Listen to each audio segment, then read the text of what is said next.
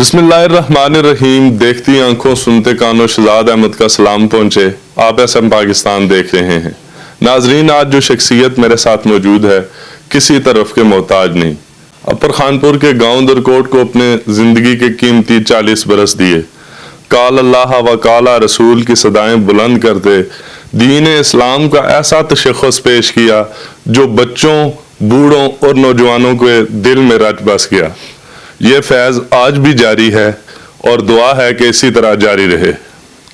ناظرین، آپ نے کئی ایسے غیر شرعی رسم و روایات کو ختم کرنے کے لیے اپنا اہم کردار ادا کیا جسے لوگ دین اسلام سمجھ بیٹھے تھے.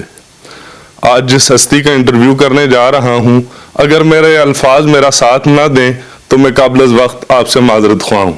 جن سے بہت کچھ سیکھنے کو ملا، آج انہی کا انٹرویو کرنے جا رہا ہوں. آپ کی سیاسی اور سماجی وابستگی جمعیت علماء اسلام مولانا فضل الرحمان گروپ سے ہے. میرے ساتھ موجود ہیں پیر طریقت، رہبر شریعت، یادگار اسلاف، بانی معلم و امام، خلفائے راشدین جامع مسجد درکوٹ اور میرے استاد محترم حضرت مولانا قاضی احسان احمد نقشبندی صاحب.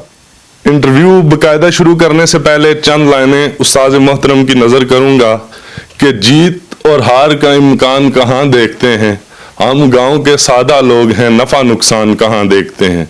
جیت اور ہار کا امکان کہاں دیکھتے ہیں ہم گاؤں کے سادہ لوگ ہیں، نفع نقصان کہاں دیکھتے ہیں. اور جب سے دیکھا ہے آپ کے چہرے کو میرے شہر کے لوگ پھول، باغیچہ اور گلدان کہاں دیکھتے ہیں. السلام علیکم ورحمۃ اللہ استاد محترم. وعلیکم السلام ورحمۃ اللہ. بہت شکریہ شہزاد احمد. استاد جی، آپ نے اپنا انتہائی قیمتی ٹائم ہمیں دیا. میں آپ کا بہت بہت شکریہ ادا کرتا ہوں. آپ کی صحت بھی ناسازگار ہے، اس کے باوجود آپ نے ہمارے لیے ٹائم نکالا، اپنے دیکھنے والوں کے لیے، اپنے سننے والوں کے لیے ٹائم نکالا. آپ کا بے حد شکریہ. استاد محترم، زندگی کی کتنی بہاریں گزار چکے ہیں؟ میں نصف صدی آپ کے اس پہاڑی علاقہ میں گزار چکا ہوں، جس میں سے 40 سال درکوٹ کے لیے اور 10 سال اس سے قبل مری لورا کے علاقہ میں. تو یہی 50 سالہ زندگی باروں میں ہے. باقی اس سے پہلے لڑکپن، بچپن تھا. 20-25 سال وہ بھی بن جاتے. اچھا استاد جی، آپ کا جو آبائی گاؤں ہے، ویسے تو آپ اسی گاؤں سے ہیں، آپ کی شناخت بھی یہ سمجھ لیں، پر جو آبائی گاؤں ہے استاد محترم وہ کون سا آپ کا؟ جی، میرا آبائی گاؤں ضلع منصیرہ کا تحصیل اگی کا ایک چھوٹا سا گاؤں ہے، عثمان آباد نام ہے، اور میری پیدائش بھی وہیں کی ہے. تو اگی کا علاقہ تقریباً ہزارے میں مشہور ہے اور بڑا وسیع علاقہ ہے، خوبصورت علاقہ ہے ہمارا. اور میرے بھائی اب بھی وہیں گاؤں میں موجود ہیں، لیکن میں اپنی کشتیاں جلا کے درکوٹ میں ہی آباد ہو چکا ہوں 40 سال سے. اچھا استاد جی، ابتدائی تعلیم کے بارے میں بتائیں. آپ نے ابتدائی تعلیم کہاں سے اسی گاؤں سے حاصل کی، اور جو دنیاوی تعلیم ہے وہ کہاں تک آپ نے حاصل کی؟ جی، میں نے 1 سال شروع میں ادنی کلاس اپنے گاؤں میں پڑھی تھی اور اس کے بعد کراچی چلا گیا تھا. تو ابتدائی تعلیم کراچی علامہ اقبال گورنمنٹ کالج سے میں نے حاصل کی، اور نہم دہم یعنی 9ویں 10ویں کے لیے دوبارہ میں اگی ہائی اسکول میں داخل ہوا، اور بڑا معیاری اسکول تھا، وہاں سے میں نے 9ویں 10ویں پڑھی، اور اس کے بعد میں نے پشاور یونیورسٹی سے ماسٹر کی ڈگری حاصل کی. ماشاء اللہ جی. اچھا استاد جی، ذرائع تفنن ایک سوال آپ سے پوچھنا چاہوں گا. شاید میں یہ جسارت کر رہا ہوں کہ بچپن میں ظاہر سی بات ہے آپ جس طرح کی شخصیت ہیں تو کھیلنے کودنے میں مشغول تھے آپ، یا بس پڑھائی کی طرف ہی توجہ تھی؟ جی، بہت کم کھیل کود میں مصروف رہا. زیادہ میں پڑھائی کی طرف، چونکہ دینی تعلیم اور اسکول ساتھ ساتھ پڑھتا تھا تو وقت ہی نہیں بچتا تھا میرے پاس. صرف اسکول کی جو پی ٹی پیریڈ ہوتا تھا اس میں ڈریل وغیرہ کا میں کھلاڑی تھا. اچھا استاد جی، آپ کس سن میں جو ہے وہ آپ گاؤں درکوٹ میں آئے؟ جی، 14 اپریل سن 1987 کو میں یہاں آیا تھا. 14 اپریل 1987 کو. اور استاد محترم، آپ کو گاؤں درکوٹ میں لانے کے لیے آپ کیا سمجھتے ہیں کس کی کوششیں سب سے زیادہ تھی؟ جی ایک ساتھی ہمارے فوت ہو چکے ہیں، شافین نام تھا، اور ان کے ساتھ صوفی اورنگزیب اور ماسٹر ارشد صاحب اور اسی طرح بھائی رفاق صاحب اور بھی بہت سارے حضرات تھے، اور بزرگوں میں بابا خانی زمان صاحب اور بابا سلطان صاحب بھی میرے معاون رہے اور یہاں آنے پر بہت خوش تھے۔ اکثر لوگ پھر آنے کے بعد چاہتے تھے کہ میری زندگی یہیں گزرے۔ استاد محترم، کچھ علماء کرام ہیں ہمارے علاقے کے، میں ان کا نام لیتا جاؤں گا تو آپ نے ان کے لیے کچھ جملہ، کوئی دعائیہ کلمات وہ آپ کہنا چاہیں تو کہہ سکتے ہیں۔ یہ جناب مفتی نادر خان صاحب۔ جی ماشاءاللہ، نادر خان صاحب کا بڑا کام ہے، اللہ تعالیٰ ان کو مزید ترقی عطا فرمائے۔ اچھا، قاری محمد ریاض صاحب۔ جی قاری محمد ریاض علوی صاحب لورا میں، ان کا بھی بہت پرانا مدرسہ ہے اور ماشاءاللہ بڑی محنت فرما رہے ہیں۔ جناب قاری اسحاق صاحب۔ جی قاری محمد اسحاق صاحب روپڑ کے مقام پر، ان کا حفظ کا بڑا اچھا مدرسہ ہے، اب درجہ کتب بھی اس میں شامل ہے ماشاءاللہ، وہاں اچھے مدرسین ہیں، وہاں بھی پڑھائی بہت اچھی ہو رہی ہے۔ اچھا، جناب مولانا گلفام رحمانی صاحب۔ جی مولانا گلفام رحمانی صاحب جبری کے مقام پر آج بہت اچھا ادارہ چلا رہے ہیں اور بڑے مخلص ساتھی ہیں ہمارے، اللہ تعالیٰ مزید ترقی عطا فرمائے۔ جناب مفتی ساجد تاج صاحب۔ جی مولانا ساجد تاج صاحب نے بغلہ کے مقام پر مدرسے کا کام شروع کیا ہے اور بہت اچھی پڑھائی جا رہی ہے ماشاءاللہ، اللہ پاک ترقی عطا فرمائے۔ جناب مفتی جہانگیر صاحب۔ جی ماشاءاللہ، جہانگیر صاحب ہمارے دو ہیں، ایک مفتی جہانگیر صاحب ہمارے میڈیا ٹاؤن والے، ان کا بہت بڑا کام ہے اور اس پورے علاقے کی ان کا بہت بڑا کام ہے اور اس پورے علاقے کی وہ نگرانی فرما رہے ہیں، اور ہمارے مفتی جہانگیر صاحب فن فیئر والے بھی بنات کا مدرسہ چلا رہے ہیں، اللہ تعالیٰ ان کے مدرسے کو بھی کامیابی عطا فرمائے۔ آمین۔ اچھا، مولانا اظہر صاحب۔ جی مولانا اظہر صاحب بدرالسلام میں بہت پیارا مدرسہ چلا رہے ہیں اور ماشاءاللہ ان کا کام بھی بہت ہی زیادہ معیاری ہے ماشاءاللہ۔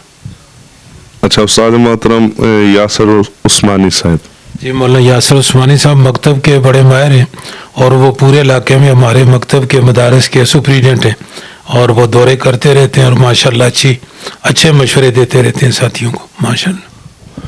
اچھا استاد محترم، جب آپ گاؤندر کوٹ میں آئے تو آپ شادی شدہ تھے یا اس کے بعد آنے کے بعد ادھر آپ نے شادی کی؟ جی درکوٹ آنے سے بہت پہلے میں نے شادی کی ہوئی تھی۔ استاد محترم، گاؤندر کوٹ میں علماء کرام اور حفاظ کرام کا ایک خوبصورت گلدستہ جو آپ کی مرہون منت ہے، آپ نے جس طرح سے یہاں پہ آ کے محنت کی، جب آپ آئے تب اور اب گاؤندر کوٹ کو آپ کس نظر سے دیکھتے ہیں؟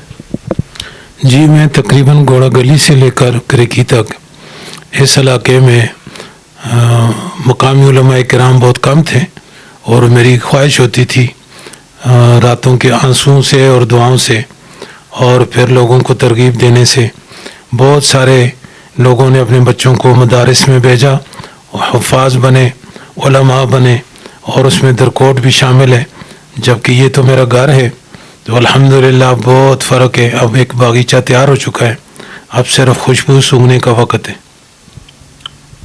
استاد محترم، بہت سی ایسی رسم و روایات تھی جو لوگ دین اسلام سمجھ کر اپنائے بیٹھے تھے، اب گاؤں میں تقریباً زیادہ تر شادی بیاہ جو جتنی بھی تقریبات ہوتی ہیں اس میں اس طرح سے جو زمانہ جاہلیت سمجھ لیں اس طرح سے اب لوگ یہ ڈھول آتش بازی وغیرہ یہ بہت کم دیکھنے کو ملتی ہیں گاؤندر کوٹ میں۔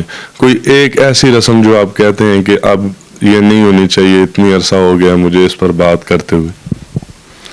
جی اب بھی شادیوں میں کچھ رسمیں باقی ہیں، تو اس میں یہ جو رسم مہندی وغیرہ اور بارات اور ولیمے کے نام سے جو نیندرا وغیرہ وصول کیا جاتا ہے، یہ رسم بھی نہیں ہونی چاہیے۔ استاد جی، آپ نے پچھلے دنوں ایک تجویز پیش کی کہ جتنے بھی گاؤں کے محلے ہیں ان کے جو نام ہیں وہ صحابہ کرام کے نام پر رکھے جائیں، تو ان پر کتنا عمل ہوا، اس کے بارے میں ہمیں بتائیں۔ جی ماشاءاللہ کافی بہتری آئی ہے اور بہت سارے محلوں کے نام بورڈ لگ چکے ہیں، تو باقی بھی جو محلے رہتے ہیں امید ہے کہ وہ بھی صحابہ کرام کے نام سے منسوب ہو جائیں گے۔ अच्छा उस्ताद जी, आप माशाल्लाह आप को कहीं बार उम्र की सादत नसीब हुई, आप एक वाक़या सुनाया करते थे, मैं ज़रूर चाहूँगा कि हमारे देखने वालों को भी आप सुनाएं कि जो खाना काबा का दरवाज़ा है वो अक्सर बादशाहों वज़ीरों के लिए खोला जाता है, तो आप सुनाया करते थे किस्सा कि आप भी खाना काबा के दरवाज़े में दाखिल हुए, वो क्या वाक़या था? जी बस एक दफ़ा रात को मैं तवाफ़ करके रात के 1 बजे वापस कमरे की तरफ जाना चाहता था, दिल नहीं चाहता था कि बाहर निकलूं, तो बैतुल्लाह शरीफ की तरफ देखकर दरवाज़े पे नज़र पड़ी, तो मैंने अपनी ज़बान में ऊंची आवाज़ से कहा, अल्लाह, बड़े बड़े लोगों के लिए, बादशाहों के लिए तो ये दरवाज़ा खुलता है, अगर मुझ गरीब के लिए खुल जाए तो तुझसे पूछने वाला कोई नहीं। तो अल्लाह रब्बुल इज़्ज़त ने मेहरबानी फरमाई, चंद ही लम्हों में कोई मेहमान जा रहे थे तो उन्होंने मेरा हाथ भी पकड़ लिया और सीधा खाना काबा के दरवाज़े से अंदर दाखिल किया। तो जब वो सारे अपने अमाल से फ़ारिग हो गए तो मुझे वो शेख खींच कर बाहर लाए कि बस कर, अल्लाह करीम है, अब मज़ीद मत रहो। तो मुझे अंदाज़ा नहीं हुआ था कि कितना वक्त अंदर गुजरा है, मैं समझता चंद मिनट गुजरे, लेकिन बाहर आकर टाइम देखा तो 1.25 घंटा अल्हम्दुलिल्लाह बैतुल्लाह शरीफ के अंदर गुजरा था। माशाल्लाह, सुभान अल्लाह जी, अल्लाह पाक हर एक को इसी तरह की ज़ियारत नसीब फरमाए।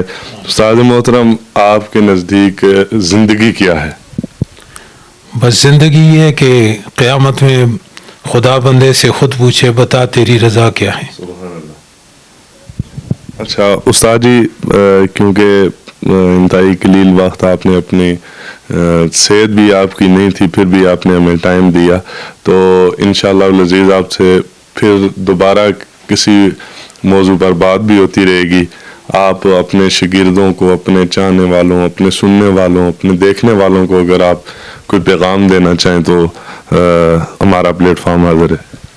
बहुत बहुत शुक्रिया। इस बारे में ये है कि आज नौजवान बहुत दीन से दूर जा रहे हैं, उसकी सबसे बड़ी वजह यह है कि उलमाए किराम से और मसाजिद से और दीन से और कुरान से रिश्ता टूटा हुआ है।